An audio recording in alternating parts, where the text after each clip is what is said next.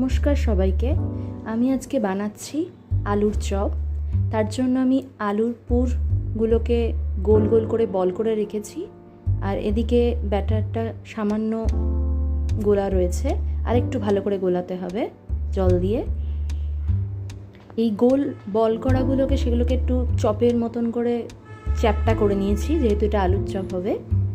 আর ব্যাটারটাকে একটু জল দিয়ে ভালো করে গুলিয়ে নিলাম, আর সামান্য খাবার সোডাও দিয়েছি তাতে। পুরে ধনেপাতা, লঙ্কা, ভাজা মশলা আর সামান্য হলুদ ব্যবহার করেছি।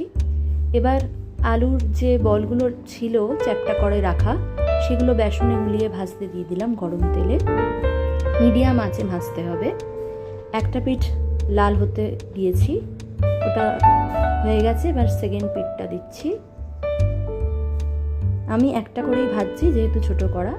আপনারা দুটো করেও ভাজতে পারেন, এটা আপনাদের উপর নির্ভর করছে। ভাজা কমপ্লিট, তুলে নিলাম।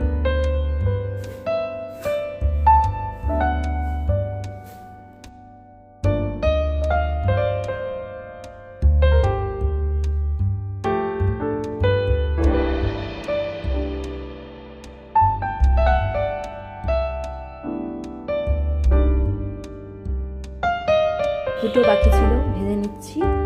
এদিকে আমাদের মুড়িও রেডি আছে। মুড়ি দিয়ে গরম গরম খাওয়া হবে সন্ধ্যাবেলা আজ।